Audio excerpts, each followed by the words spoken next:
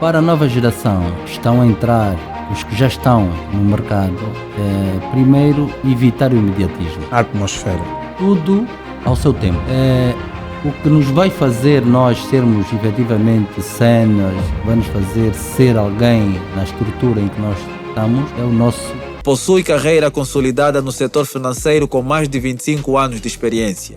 Atualmente, é alto membro do Conselho de Administração do BIC Seguros. Com vocês, Amílcar Aguiar. Longa vida, longa vida, longa vida, mais uma vez. Pois. Eu que vos falo, sou o Yuri Kitec, a casa está bonita, mas antes de mais não posso avançar sem a permissão do meu soba, o barbudo, o barbudo exigente, meu amigo de longa data. Cá estamos. Saudações a todos, sejam muito bem-vindos ao podcast Banca para Todos. Não são todos que têm o mesmo privilégio que eu tenho. Pois. É meu amigo, mas já transcendeu para a irmandade dessa nossa amizade, então não tem como. Vamos fazer acontecer. Vamos fazer acontecer, sim, senhor. Atualmente fala-se muito do futuro da banca.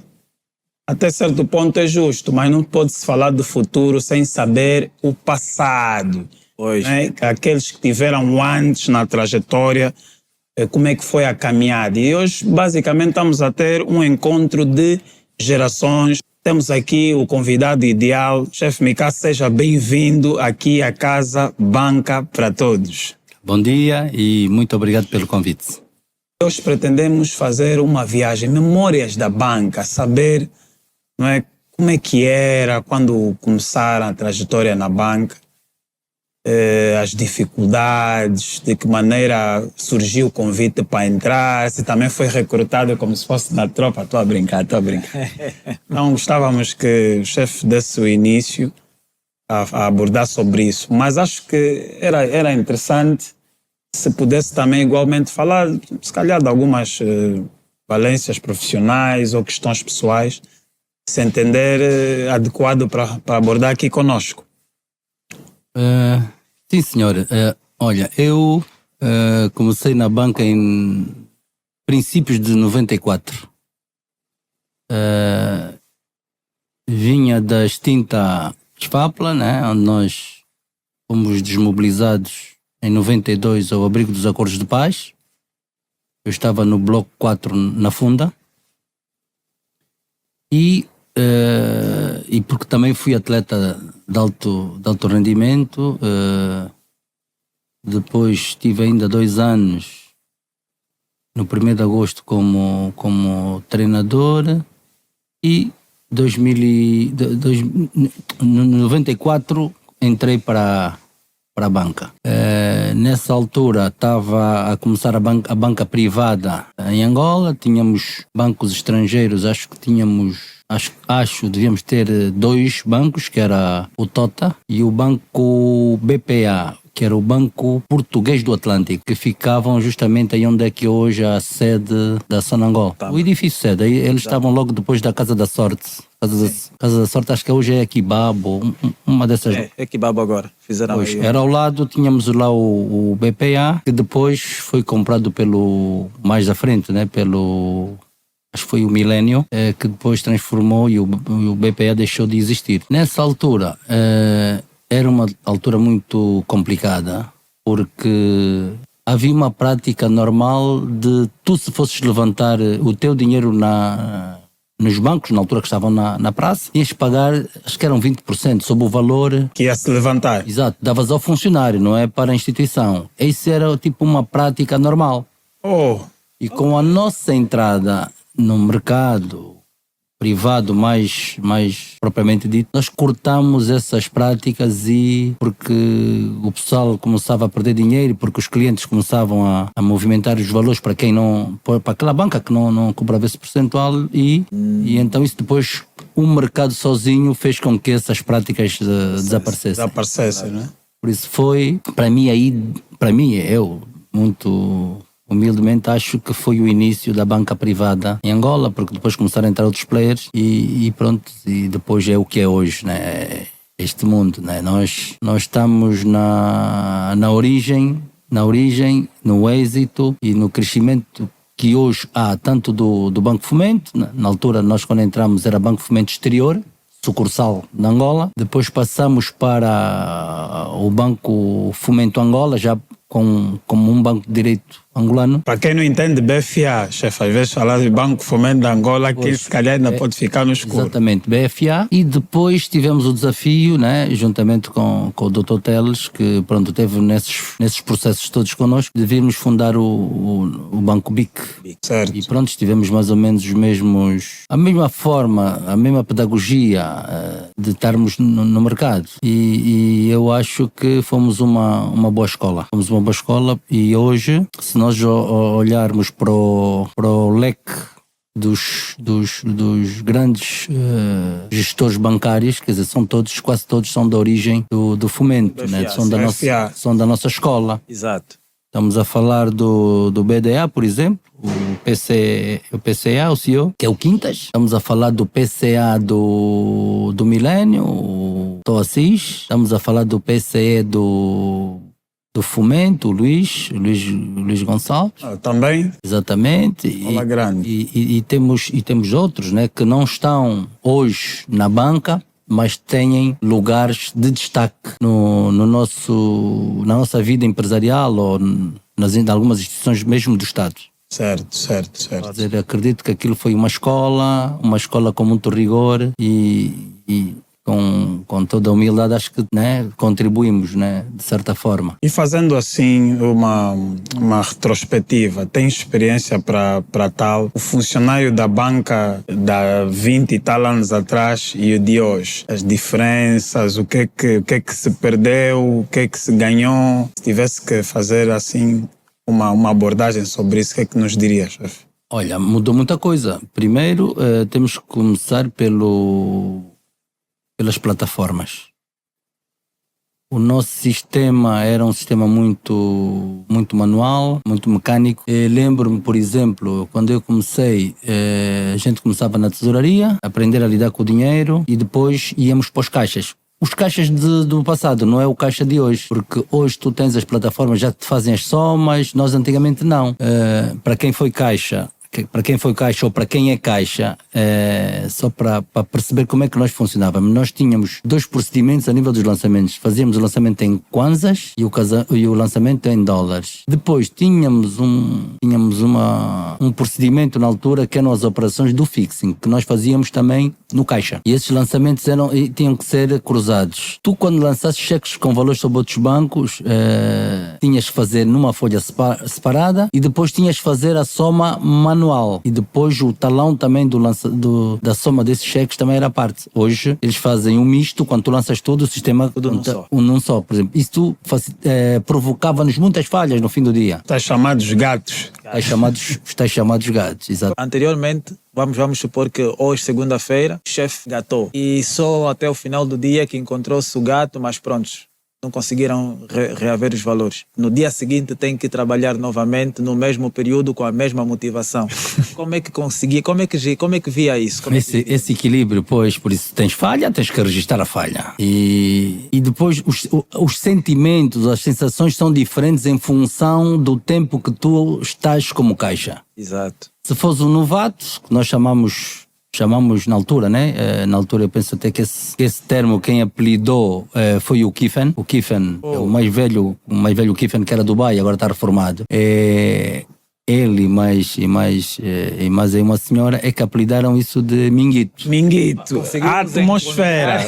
Conseguimos encontrar o autor do nome Minguito. Exato, era o Kiffen e a tia Graça, que era uma senhora que funcionava numa empresa. E efetivamente eu não vou vos dizer quem é que ela apelidava de Minguito. Não vou mesmo. Não tem problema, doutor. O importante é que já sabemos aqui o autor. Causam problemas. Então, todos aqueles que entrassem, né, era Minguito. Porquê? Minguito, vocês sabem que o Minguito era um músico cego, né? É com base, chefe, tem que explicar bem. É com base no Minguito, porque tu não vês pouco, não vês bem aquilo que... Vês pouco, quer dizer...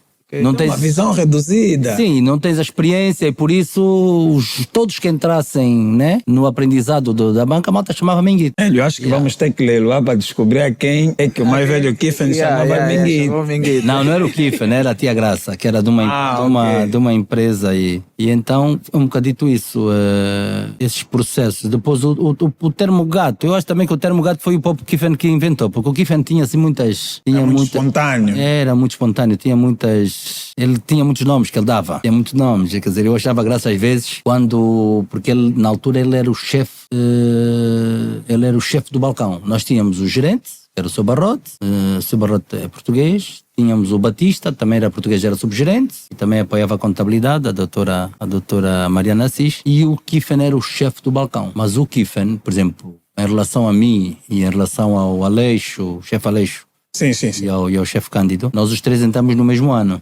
Mas o Kiffen, ele já tinha, naquela altura, apesar de nós sermos jovens, o Kiffen acho que já tinha 10 ou 12 anos de banco. Porque o tempo que nós ficámos nas FAPLA, o Kiffen, acho que ele teve uma licença, como é que a malta chamava na altura? Deram-lhe usou de uma prerrogativa para... uma dispensa, que ele depois... Então, naquele tempo que nós estávamos na tropa, o Kiffen já estava no BPC. Estava anos luz à frente. Muito. Era uma pessoa com muita... Aliás, ele é que nos recebeu todos e ajudou-nos no nosso processo de formação. E então ele já era uma pessoa que...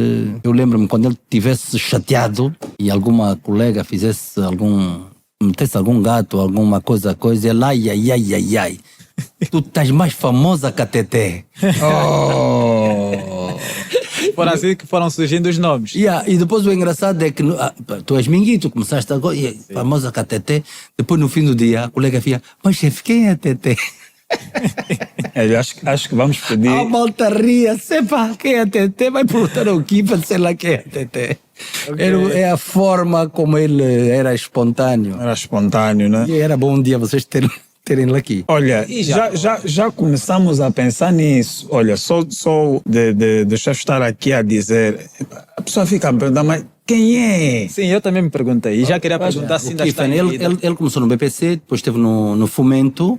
Sim. Depois do Fomento ele foi para o BAE e reformou-se no BAE. Só em poucos minutos já obtivemos informações que... valiosas. Em muito tempo nunca alguém nos explicou. Você se calhar ouve, mas não percebe a história, não sabe de onde é que saiu. Aliás, nós temos outras coisas. Por exemplo, vocês hoje veem muito comum, né, o pessoal pedir fotografias para abertura de conta. Isso não era um hábito normal, não era comum. Não era procedimento padrão? Não era procedimento. Quem introduziu a fotografia na banca fui eu. Mas isso é a nível geral da banca ou só no banco? Nós fizemos no banco Fomento. BFA. Por quê? E eu às vezes pergunto, às vezes as pessoas pedem 2 fotografias, mas está a pedir 2 fotografias por quê? E as pessoas às vezes nem sabem explicar o porquê. Porquê que eu pedi as fotografias? Nós na altura começamos a ter as primeiras falsificações. Quando nós íamos para a ficha ver a cópia do bilhete, em relação ao ano a fotografia já não condizia com a pessoa.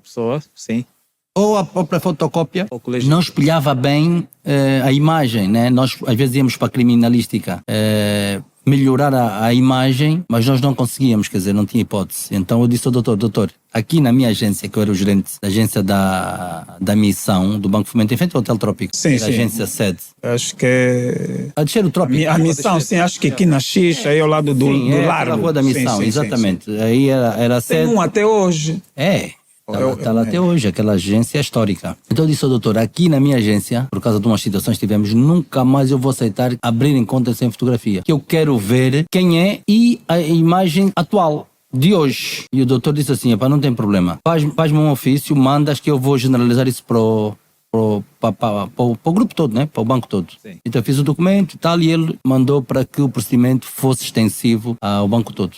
A atmosfera. Então, estamos diante da pessoa que implementou a fotografia. Exatamente. Como sendo um padrão a seguir, ou seja, exigidamente. Aliás, nós na altura ainda tínhamos alguns colegas que diziam, mas vocês são parvos, estão a pedir fotografia para quê? Estamos a tratar do bilhete de identidade. Eu disse, Cada um com o seu problema. Eu acho que ninguém é parvo. Tem que ter um sentido, né? Exatamente. Somos parvos, tudo bem. Pá, e o facto E hoje, virou sentido. Hoje generalizou. Exatamente. Que até acaba por ser um mecanismo de segurança também. Sim, porque nós na altura, hoje vocês sabem que nós temos o front office e que nós podemos certificar quem é que está à tua frente através do front office. Certo. Mas nós na altura nós não tínhamos essa prerrogativa, quer dizer, nós as fichas, quando o cliente vai lá assinar, nós tínhamos que ir para trás nos arquivos, os ficheiros, íamos ver a ficha para ver se a fotografia e a assinatura conferia, depois assinávamos e íamos. Era muito trabalhoso. A cada levantamento. Exatamente,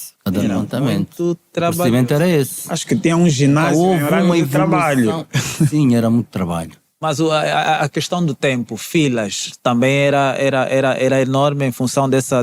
Sim, em função, se tivesse muita clientela. Por exemplo, nós naquela altura começamos com menos... Porquê? Porque nós tínhamos um teto. O teto para tu abrir conta eram $5.000. Sim, estava para beber água, acho que vou pousar ainda. $5.000? Já, era a abertura de conta. Por isso tu já não tinhas, tu só por aí já filtravas... Sim, muita gente. Mas à medida que a concorrência foi entrando, esses valores foram reduzindo até a data de hoje. Ok. Estão mesmo esmagados. Porquê? Porque há mais qualidade no mercado, mais oferta, e então nós temos que nos ajustar em função daquilo que o mercado exige, né? E esses valores foram baixando. Epá, então faz sentido, né?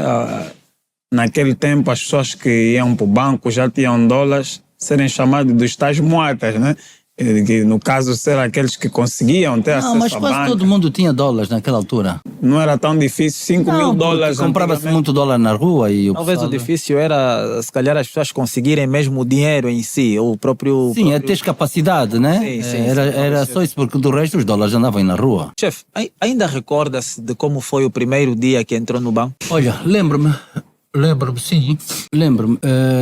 Eu, na altura, a minha vida, nós tínhamos um grupo de amigos. Eu, o chefe Quito, o chefe Aleixo, mais quem? Depois algumas meninas que vocês já não conhecem, porque elas acho que até já saíram da banca. A Ruta, a Patrícia, a Kenny, éramos todos um grupo de amigos no Mussulo, o ano todo. E então, nós onde frequentávamos a casa, onde nós ficávamos, de repente apareceram lá 3 senhores brancos lá também e tal, a frequentar com aquilo e tal, mas volta, não sabíamos quem eles eram. De repente eles começaram, vocês não querem trabalhar no banco, não querem trabalhar no banco? Então começou, as 3 nossas amigas entraram e depois o Aleixo logo entrou, mas a gente está no banco, pá, mas isso...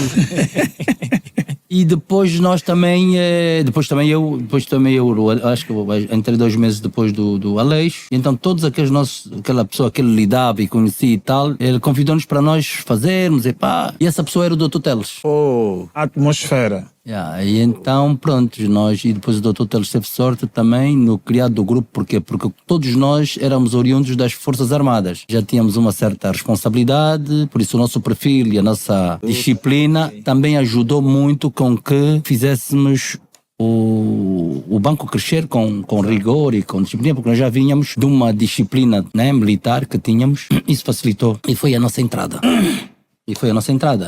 Eu tive pouco tempo lá na tesouraria, lá atrás, a contar o dinheiro e tal. Depois passei para a caixa. Logo depois, acho que, 6 meses depois, o Arroto chamou-me e disse, vamos te propor ser o tesoureiro. Íamos abrir uma outra agência que era a segunda agência do Banco Fomento, aí na Sagrada Família, que chamam o Barbeiro, perto do Barbeiro. Por isso, como nós abrimos a segunda agência, né? Então o Batista, que era o subgerente da missão, foi para lá como subgerente. O Kiffen, como chefe de balcão, foi para subgerente do Batista e eu fui para subgerente do Barrote, na agência 7. Isso aí estamos a falar 8 meses depois. E pronto, o processo foi andando. Depois abrimos depois, não sei se foi mais um ano depois, abrimos o 503, o 504 no mesmo dia. Foi a estrada de Cateta, aquela que entra para Terra Nova. Então começamos a expansão. Por isso, eu e o Kiffen fomos os primeiros angolanos gerentes do fomento exterior na altura. ATT, atmosfera. Atmosfera é o nosso slogan. Quando nós ouvimos alguma coisa que chama a atenção, dizemos sempre isso. Eu prestei atenção pela forma como é que chegou o convite para ingressarem à banca e eu pergunto, naquela altura, entrar para o banco era um trabalho que era de interesse da juventude, as pessoas procuravam ser bancários ou não ligavam para esse tipo de... Na altura não era essa que é hoje. A vestimenta alterou muito a forma como hoje os bancários se apresentam, apesar de que uns exageram, né? Estão todos apertados, calças apertadas. No nosso tempo não era muito assim, não. Nós tínhamos só uma gravatinha, né? No caso do coisa. E só. Hoje os funcionários são mais vaidosos. Pois. Por um lado, mas por outro lado também, hoje já temos mais oferta. Opções, sim. Porque nós antigamente não tínhamos tantos estilistas que hoje há no nosso mercado. Certo. E de certa forma vem nos confortar, né? Sim. Com bons fatos, boas calças, porque antigamente era tudo fora e às vezes no fardo, né? Certo. Hoje já não tens, hoje tens mesmo muitos jovens a produzirem, né? E a produzirem coisas muito bonitas cá. E então isso também ajuda com que os mais... Eles forem mais vaidosos. E apresentam-se de uma maneira muito, muito bem, né? Os barbudos, assim, por exemplo. Tem uma curiosidade. Como é que era captar os clientes naquela altura, né? Temos que considerar que eram os primórdios da banca, as pessoas eram acessíveis, aderiam à banca facilmente, ou eram do gênero que olhavam para o banco, olhavam que é uma coisa estranha e não queriam lá ir. Quer dizer, o problema é este, era o contrário, as pessoas aqui iam ao banco. E eu lembro-me que alguns mais velhos na altura diziam: vai chegar a altura que nós é que vamos, aliás alguns clientes mesmo, vocês é que vão ter que vir a nossa atrás. Porque havia pouca oferta, havia poucos bancos comerciais, então os clientes é que vinham. Hoje isso está completamente ao contrário, né? Ao contrário. A evolução, nós é que temos que ir atrás dos clientes, nós é que temos que oferecer as melhores condições, os melhores preços. Certo. E então nós naquela altura era o contrário, os clientes é que vinham. Falava das falsificações, como é que isso entra na banca, como é que essas tentativas, essas engenharias começaram a entrar para a banca de... Indivíduos que já foram bancários, indivíduos que foram despedidos, esses depois é que tinham mais malandrice para poder, né, tentar ludibriar os colegas bancários, né?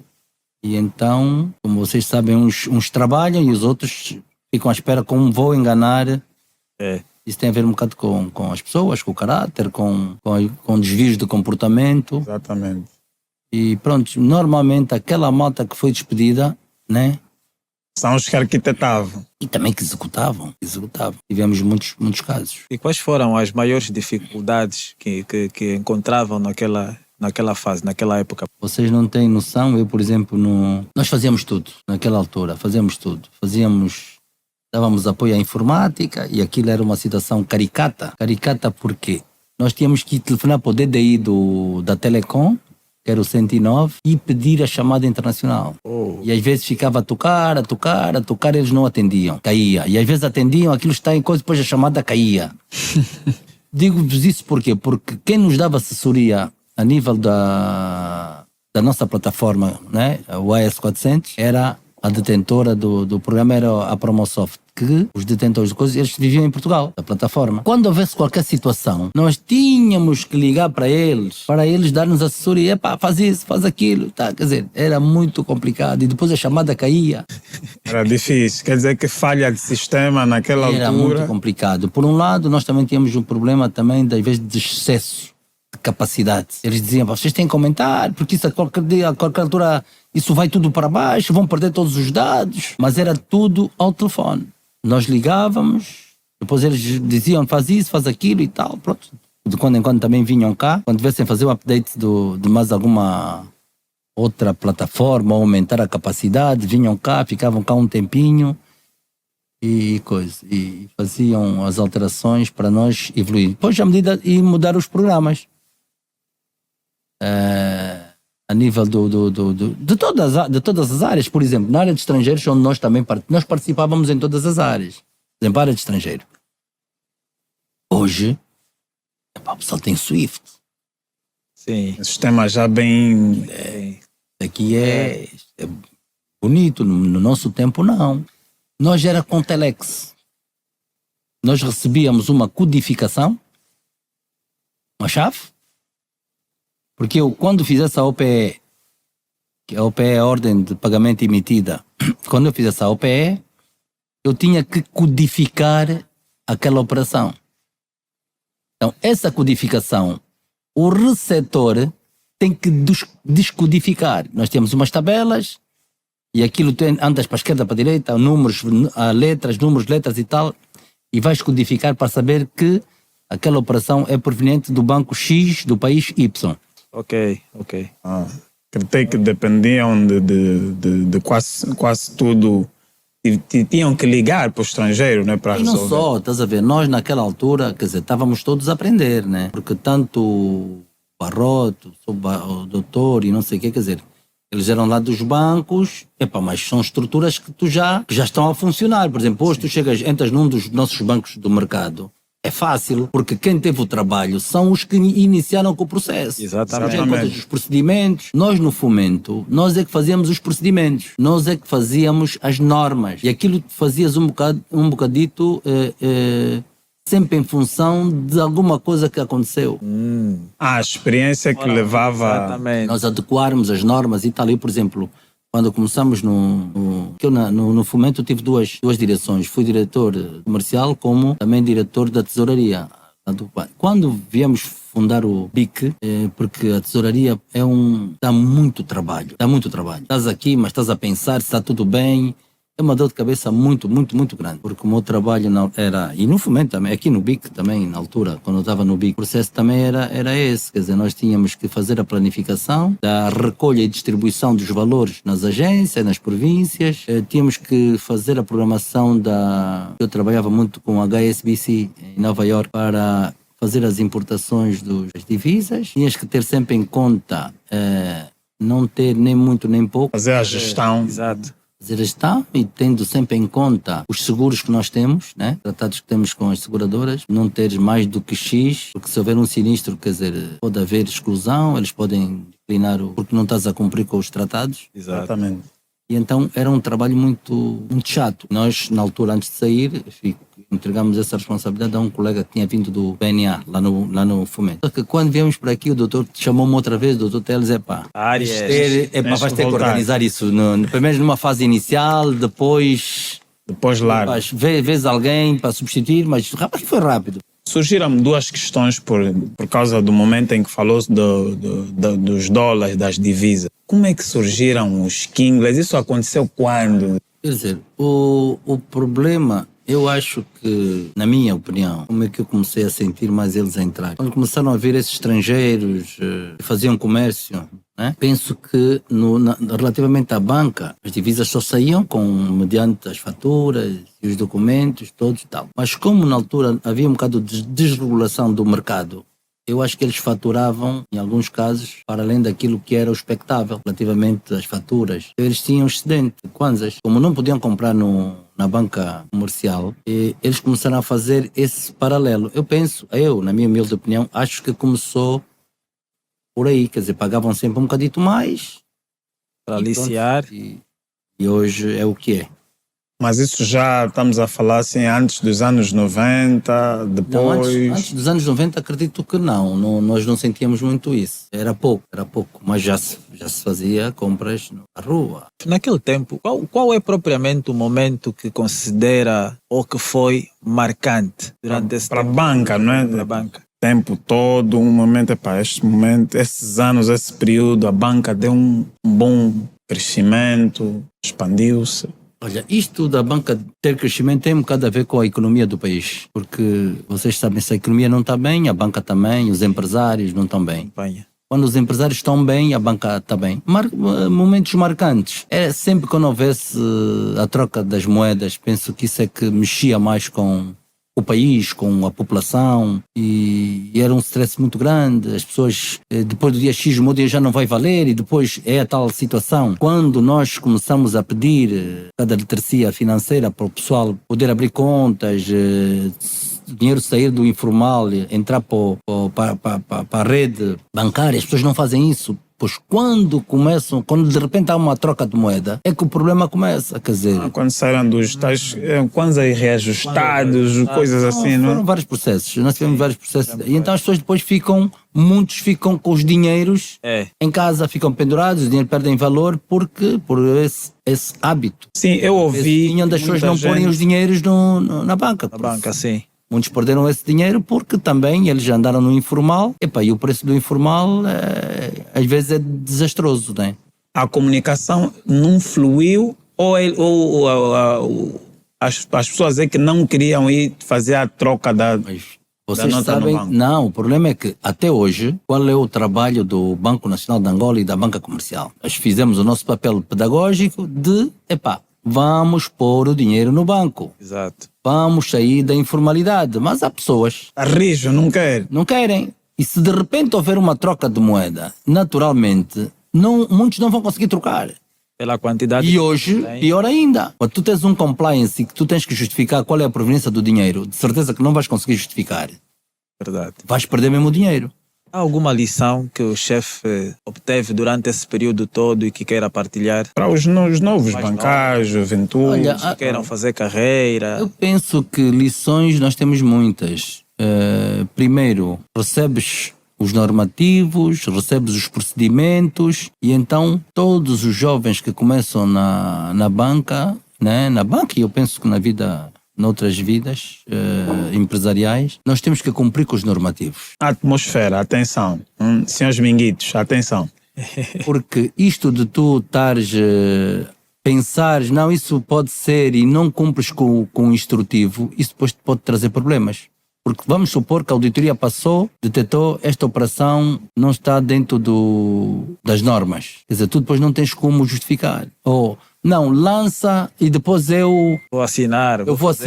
Quer dizer, essas são aquelas falhas, aqueles erros de palmatória que tu não podes, porque todo documento tem que ter uma autorização do superior, né? Hierárquico, que tem que abonar aquela operação, porque eu posso até te dizer, Yuri, avança com essa operação. E depois eu esqueço de autorizar. E depois há a vida e a morte, né? Pois. E depois, ou, por exemplo, daqui a 2 meses, eu não assinei, eu já esqueci e tu estás confrontado perante um auditor. Como é que tu vais te lembrar que o chefe é que te autorizou, o chefe não assinou? Às vezes fica com aquele receio de pedir ao chefe. Não pode ter receio. Isto é mesmo já um exemplo. Isso não pode ter receio. Tem que assinar, não custa nada, é uma pequena rubricazito. Agora, se fizeres só porque o chefe mandou é muito complicado. Até. Porque depois amanhã podes ter... E nós temos experiências disso. Eu sei que na hora do vamos ver é mais fácil acreditar no chefe ou acreditar em ti. Atenção, é o chefe que está a dizer.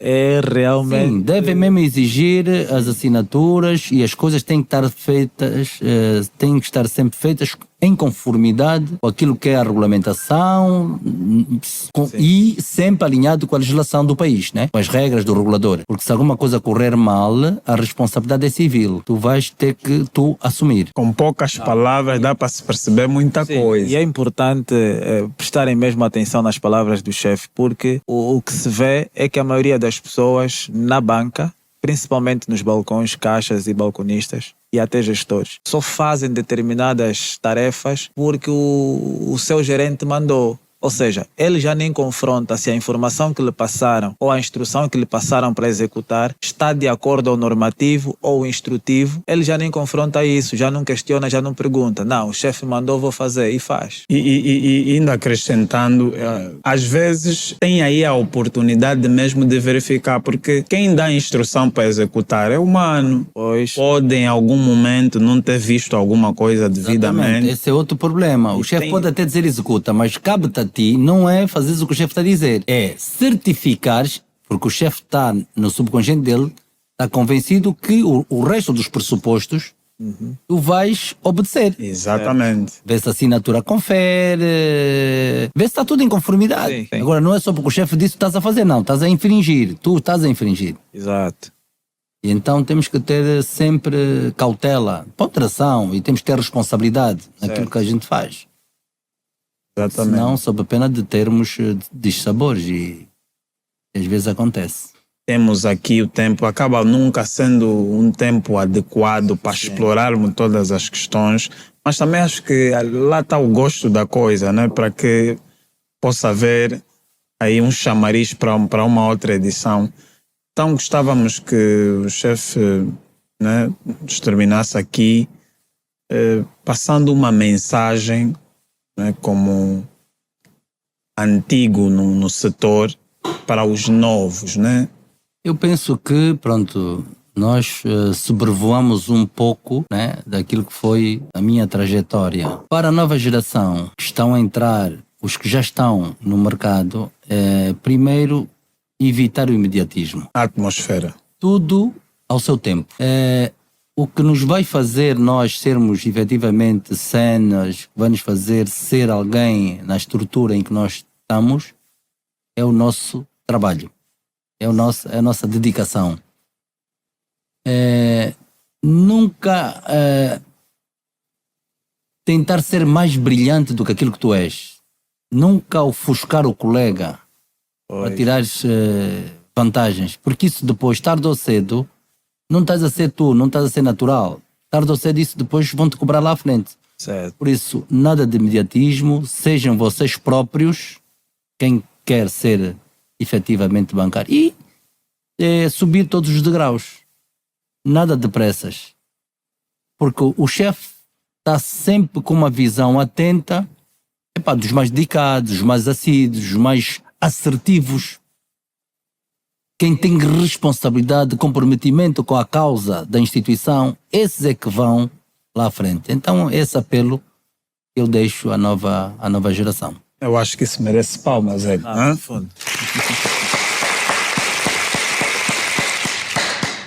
Vou passar a palavra ao barbudo exigente.